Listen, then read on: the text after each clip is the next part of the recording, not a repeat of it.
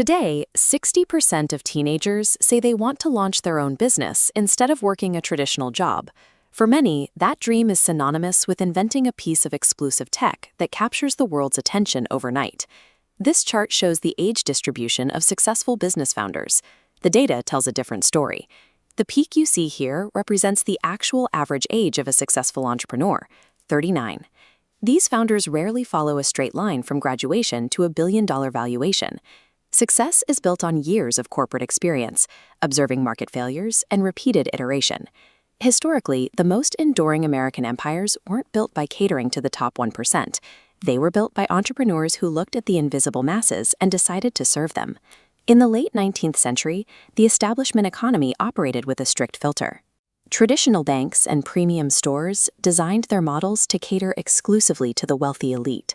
This created a gap in the marketplace. Entire demographics, including immigrants, minorities, and the working poor, were shut out of the system entirely. Certain entrepreneurs recognized that these abandoned populations represented an underserved billion-dollar market gap. They realized that the friction preventing these people from spending money was actually an opportunity. As a young man, Frank Woolworth felt this friction personally. He entered a store with his brother, carrying 50 cents to buy their mother a scarf. The owner took one look at their meager funds and ordered them to leave. Woolworth refused to accept the rejection. Where the shopkeeper saw a nuisance, he saw a market opportunity that the retail world was ignoring. He built an empire on high-volume, low-cost goods. By making retail accessible to anyone with a few cents, he created a shopping experience for the people who had been kicked out of the premium stores. Woolworth's success proved that the working class possessed massive buying power if someone bothered to build a system that welcomed them. During the post-slavery era, mainstream chemistry and beauty companies ignored the needs of Black women. This demographic was invisible to the commercial establishment of the time. Annie Malone, the daughter of a freed slave, stepped into this vacuum. She formulated her own specialized hair products and developed her own chemistry to serve a market that didn't yet exist in the eyes of the elite. To reach her customers, she built an independent door-to-door network of 75,000 agents. This allowed her to bypass the retail gatekeepers who refused to stock her products. This enterprise pulled tens of thousands of women into the middle class. Malone provided the training and the infrastructure that allowed future titans like Madam C.J. Walker to begin their own journeys. Malone showed that when you build a system to serve an ignored demographic, your individual success becomes a wealth-generating model for thousands of others. In San Francisco before 1906, traditional banks refused to lend money to the Italian immigrant community. To the financial establishment, these people were not considered creditworthy. A.P. Giannini defied this logic by starting the Bank of Italy. He made loans based on individual character rather than existing wealth or social standing. When the 1906 earthquake devastated San Francisco, major banks were paralyzed, their cash trapped behind melted vault doors. Giannini had already moved his gold in fruit wagons.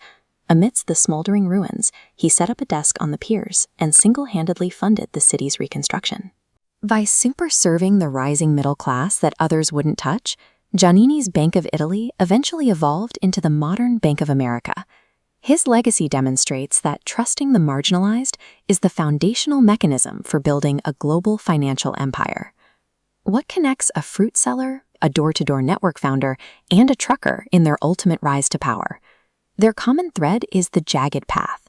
None of these individuals succeeded on the first attempt.